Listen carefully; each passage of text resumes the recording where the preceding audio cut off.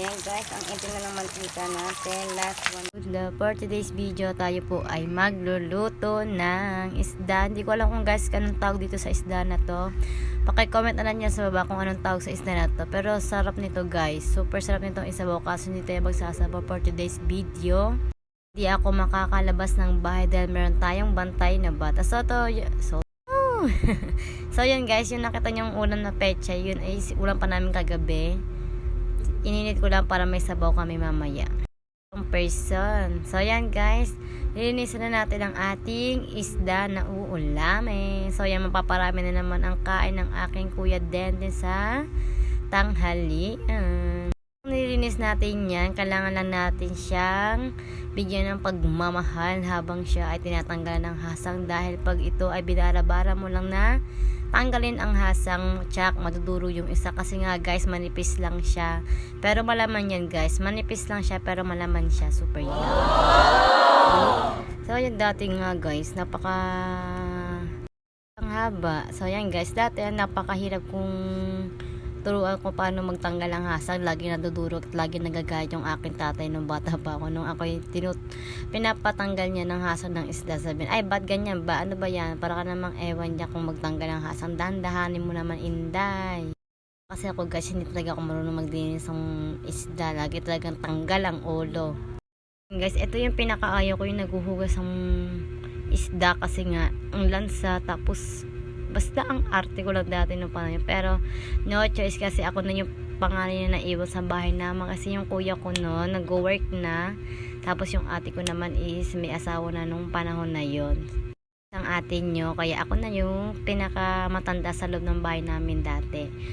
Andun po yung kuya ko, pero na nga siya dahil nagtatrabaho siya, syempre ako na yung toka sa mga gawain. Laging inuutusan ng tatay kong maglinis ang isda kasi ako lang daw lang marunong maglinis ang isda nung panahon na yun. Kaya yun guys, no choice talaga ang ante nyo at magugas at maglinis ang bahay bago lumarga.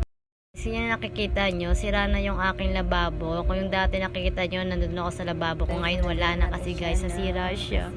Iniwan na ako ng aking lababo. Wala talagang forever.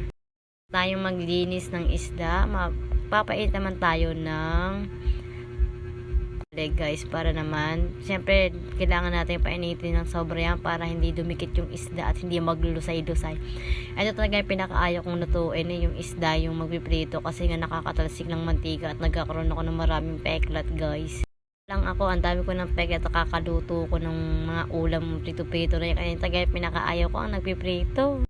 Ante nyo guys, dahil ang asawa ay mahilig sa prito at ang aking panganay mahilig sa mga prito-prito. Mga dyan ang aking asawa dahil hindi daw ako nagsabaw. Aba, bida-bida, ikaw ang magluto din ng may alagang bata, at kung makabili ka ba ng mga pangsahog sa labas kung may iiyak na bata, diba? Tapos na ulan-ulan pa, hindi naman pwedeng igalang mga bata. Makademanding tong asawa ko, akala mo siya yung nagluluto. Ito ang ante nyo. So yan guys, mainit ang ating kawali at ang ating mantika. So yan, ilalagay na natin yung ating isda.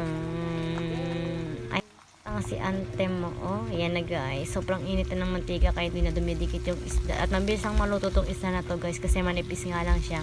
Pero guys, nung natikman ko, ayan, natasikan ka na kasi sama-sama pa kay mama hindi ka na kasi sama kay mama pa nagluluto kasi matalsik. Talsikan yung aking bunso ng mantika dahil biglang tumasik yung mantika at tumasabog-sabog. Kaya yan guys, muntik na siya matama.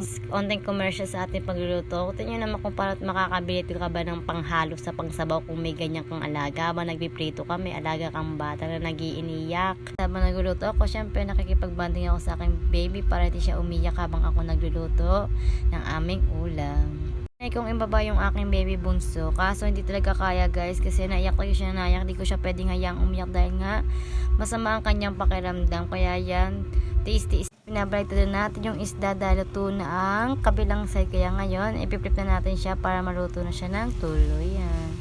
Kaya guys, ang hirap talagang mag-alaga habang nagluluto ka. Ang ngalay, ang sakit na ng braso ko dyan guys. Pero no choice tayo guys kasi nga nanay tayo. Ang nanay is multiple ha.